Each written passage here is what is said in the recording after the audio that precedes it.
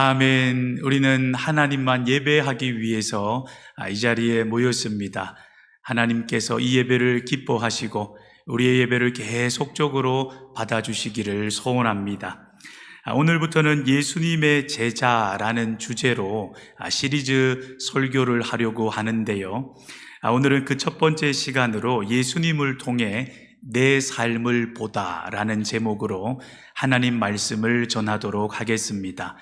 변함없이 저를 따라 한번 고백해 주시겠습니까?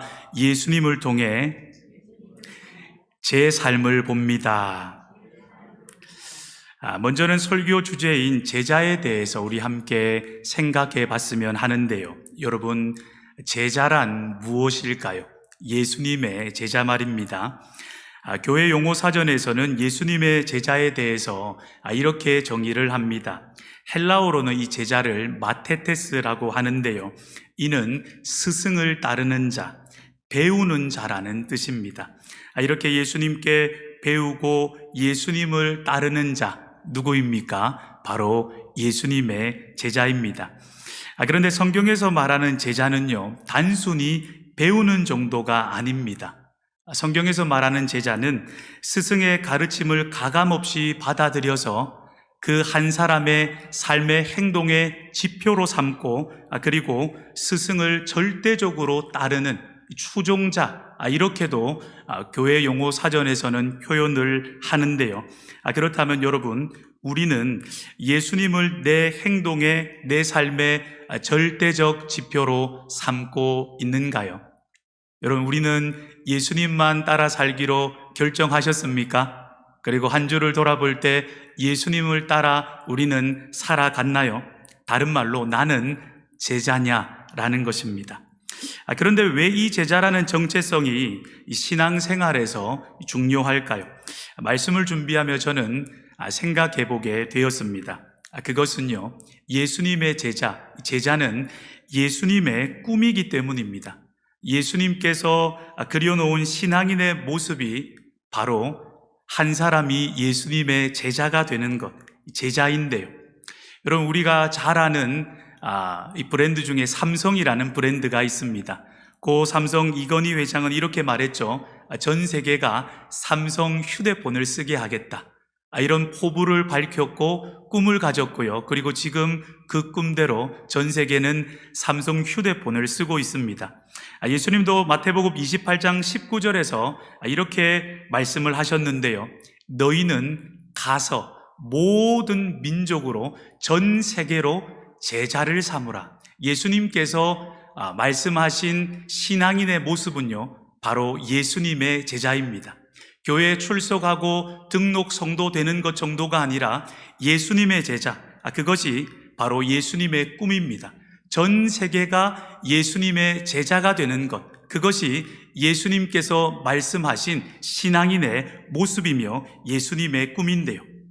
물론 예수님을 통해 우리에게 주어진 정체성이 제자 말고도 많습니다. 예를 든다면 예수님은 목자가 되시고 우리는 양이 됩니다. 예수님께서 목자시니 우리는 양이 되겠죠. 그리고 예수님은 신랑이 되시고 우리는 그 예수님의 정결한 신부가 됩니다. 그리고 더 나아가서 예수님은 포도나무가 되시고 우리는 그 포도나무에 딱 달라붙어서 우리 힘으로는 열매 맺을 수 없지만 그 포도나무를 통해 열매 맺는 가지가 된다. 그것이 우리의 정체성이라고 성경은 말하고 있습니다. 그리고 오늘 말씀대로 예수님이 주님 참 스승이 되시고 우리는 제자가 됩니다. 제가 지금까지 말씀드린 이 모든 것이 예수님을 통해 우리가 얻게 된 정체성입니다. 그런데 그 중에 가장 중요한 한 가지를 꼽는다면 제자다, 이렇게 말할 수가 있을 거예요. 그래서 우리는 예수님께서 나를 제자로 부르셨고 그리고 나를 통해 또 한 사람을 제자 삼기 위해 부르셨다는 사실, 예수님께서 나에게 어떤 일을 하고 싶으시며 나를 통해 어떤 일을 하고 싶으신지 그것을 우리는 잊지 말고 기억해야 할 것입니다. 그렇다면 여러분, 한 걸음 더 나아가서요, 여러분께 이렇게 한번 질문 드려보겠습니다. 어떤 사람이 예수님의 제자일까요? 예수님의 제자의 모습은 어떤 모습이냐라는 것입니다. 요한복음 8장 31절에는 이렇게 말씀을 합니다. 너희가 내 말에 거하면 참으로 내 제자가 되고, 예수님의 말씀에 거하는 그 사람이 예수님의 참 제자다, 이렇게 말씀을 하십니다. 다시 말해 말씀이 나를 움직이는 사람, 예수님 때문에 이것도 하고 저것도 하고, 때론 예수님 때문에 포기하고 예수님 때문에 내려놓고 예수님 때문에 결정하는 그 사람, 예수님께서 움직이시는 그 사람이 바로 제자다, 이렇게 말씀을 합니다. 물론 교회를 10년 다니고 20년 다니고 교회를 떠나지 않고 인내하며 버텼어요, 이렇게 말하시는 분도 있을 것입니다. 신앙의 용수도 중요하지 않다 할 수가 없겠죠. 그런데 여러분, 우리가 기억해야 할 것은, 더 중요한 것은 내 삶을 움직이는 절대 기준, 예수님의 제자가 되는 것입니다. 우리는 교회 생활하며 해야 할 것, 마땅히 변화되고 그 모습으로 자라나야 할 것, 계속적으로 그렇게 신앙생활을 유지하며 걸어야 할 것, 바로 그것이 예수님의 제자가 되는 것이다 라는 것입니다. 그래서 오늘 말씀 속에서 우리는 다른 것이 아니라 예수님을 만나기 원하고요, 예수님을 통해 나를 보기를 원합니다. 한 번만 더 따라 고백해 주시겠습니까? 예수님을 통해 나를 봅니다.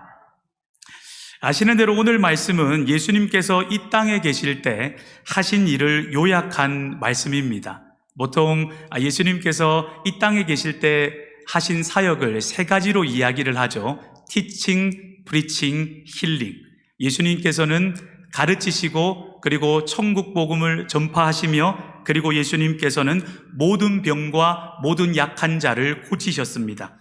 그런데 오늘 말씀은 그 사역을 요약하기는 하는데 예수님의 마음을 좀 더 들여다볼 수 있는 예수님의 사역의 요약이라 할 수가 있는데요.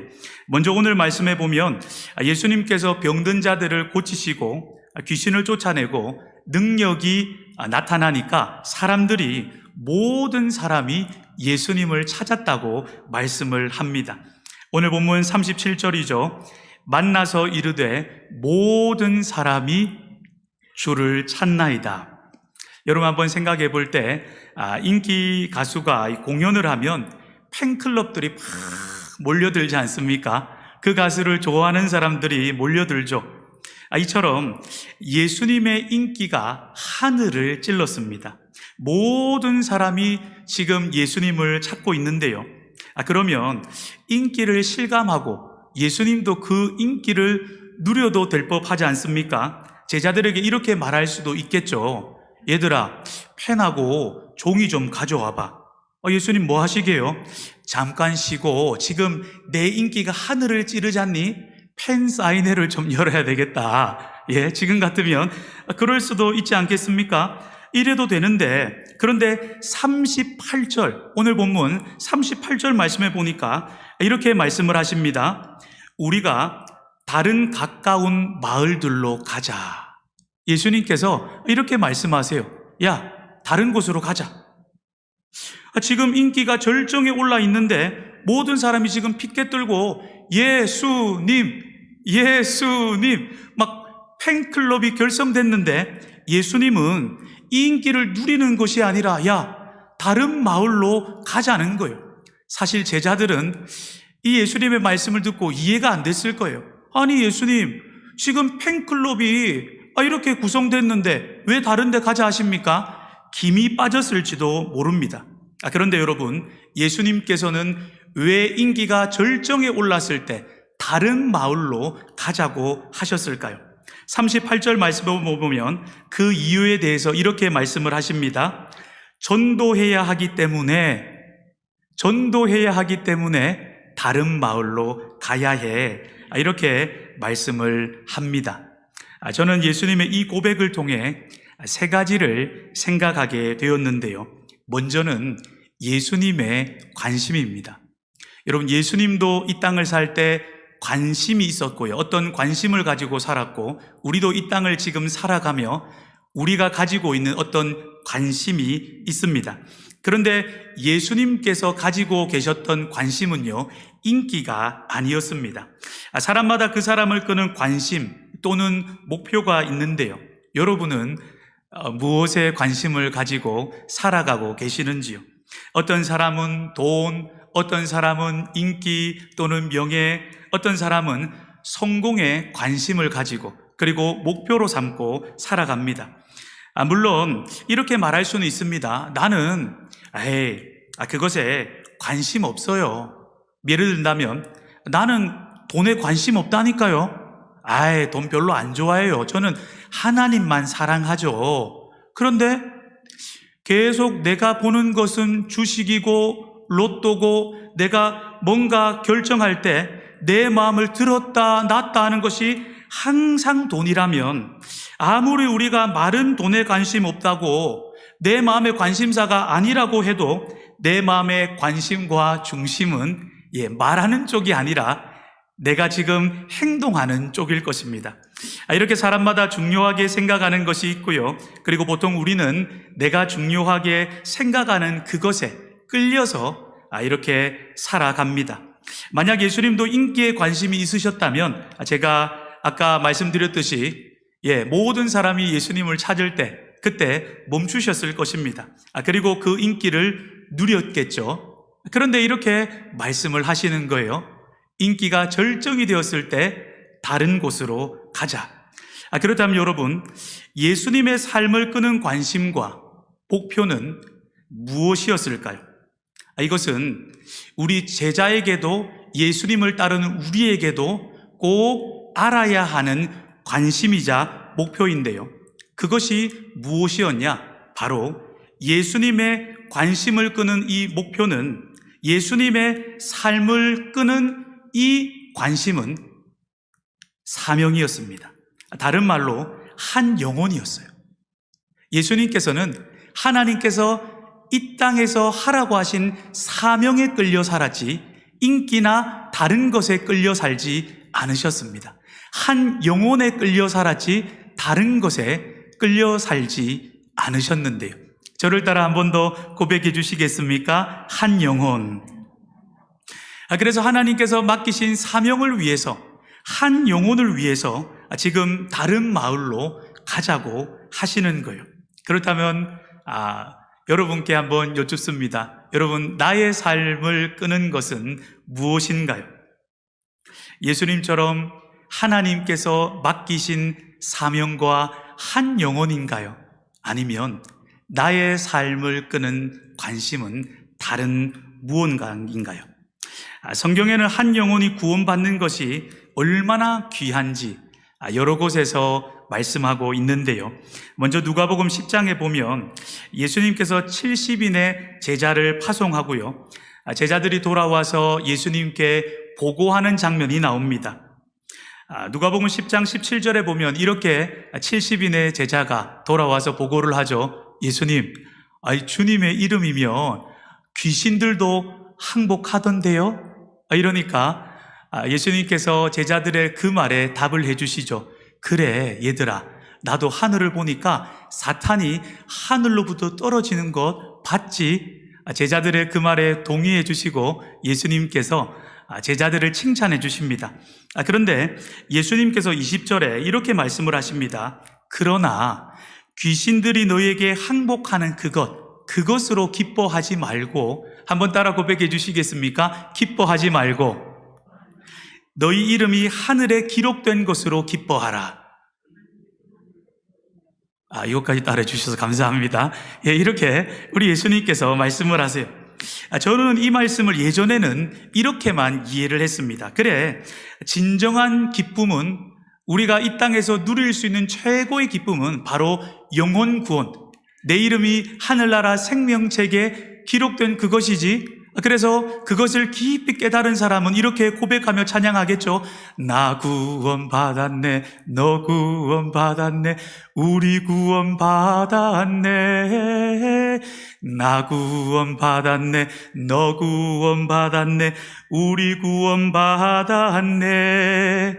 여러분, 이렇게 그것을 깨달은 사람, 이렇게 하나님 앞에 기뻐할 것입니다. 그런데 저는 누가복음 15장 7절과 함께 이 말씀을 보며 하나님의 마음을 새롭게 이해하게 되었는데요. 누가복음 15장 7절인데 제가 한번 읽어드리겠습니다. 내가 너희에게 이르노니 이와 같이 죄인 한 사람이 회개하면 하늘에서는 회개할 것 없는 의인 99으로 말미암아 기뻐하는 것보다 더하리라. 여러분은 한 영혼이 하나님 앞에 돌아올 때 하나님께서 얼마나 기뻐하시는지 그 기쁨을 느껴보신 적이 있는가요? 제가 아직도 생생하게 생각나는 한 사건이 있는데요. 저는 한국에 있을 때 1년에 한 번 또는 두 번 국내 이렇게 전도를 다녔습니다. 농어촌 지역의 전도를 다녔는데요. 그런데 그 전에 우리 대학생들과 함께 훈련을 했어요. 이 전도 여행을 가면 예를 들자면 시골 마을을 봉사도 해야 되고 전도를 해야 되니까 차력도 길러야 되고 또 전도하려면 먼저 복음 전하는 연습을 해야 되지 않습니까? 그래서 전도팀들을 먼저는 모으고요. 그 마을에, 시골에 가기 전에, 농어촌 교회에 가기 전에 지금 우리가 살고 있는 지역부터 전도를 하게 했습니다. 그때 함께 훈련했던 학생 중에 박정재라는 학생이 있었는데요. 그 친구에게 이렇게 말했습니다. 정재야, 복음은 이렇게 전하면 돼. 그리고 너의 말을 듣고 예수님 믿겠다 하면 영접기도 같이 하시겠어요? 물어보고 정말 예수님 믿고 싶다면 같이 예수님을 영접하는 기도를 드려라. 그리고 우리 수영로 교회를 소개하고 교회로 오게 하면 돼. 교회를 소개해줘. 이렇게 말을 하고 제가 예수님께서 70인의 제자를 파송한 것처럼 전도팀 우리 대원들을 파송을 했습니다. 그리고 저는 동네를 계속 돌면서 열심히 기도를 했죠. 하나님 제발 하나님 정제가 또 다른 전도 팀원들이 전도할 수 있게 도와주시고 전도할 때 그 기쁨을 경험하게 도와달라고 그렇게 계속 기도를 했는데요. 갑자기 따르릉 하고 박정재라는 학생에게 전화가 왔습니다. 따르릉 전화를 탁 받았죠. 그러니까 간사네 하면서 소리를 지르는 거예요. 얼마나 크게 소리를 지르는지. 간사네 하고 소리를 지르는데 정재야 왜 이러니까 다음 말이 너무 흥분할 때 너무 기쁘면 다음 말이 이어지지가 않지 않습니까? 다음 말은 뭐라고 말했는지 제가 막 잘 이해가 되질 않았습니다. 그리고 너 어디 있냐 하고 제가 빨리 달려서 거기로 탁 갔죠. 그러니까 저를 보더니 저에게 달려와서 팍 안기는 거예요. 안기고 막 기뻐해 주세요. 덩실덩실 춤을 추면서 한 아이를 탁 소개합니다. 간사님, 오늘 제가 전도한 학생입니다. 그러면서 이야기를 해요. 이 친구가 저의 전도를 듣고 예수님을 영접했어요. 그리고 그 친구가 이 말을 합니다. 전도대원이요. 저는 한 영혼이 예수님 믿을 때 기쁜 걸 이제 알았네요. 이 기쁨은 다른 어떤 것과도 비길 수 없다는 사실을 이제 알았네요. 그러면서 우리가 감격의 눈물을 흘리고 덩실덩실 그 자리에서 춤을 췄습니다. 여러분, 그렇습니다. 예수님의 기쁨은요, 귀신이 항복하는 것이 아니라 사람들의 인기가 아니라 한 영혼이 회개하고 돌아오는 것, 한 영혼이 예수님 믿는 것, 이것이 가장 기쁘다고 하십니다. 그리고 제자들에게 이렇게 말씀하시죠. 너희도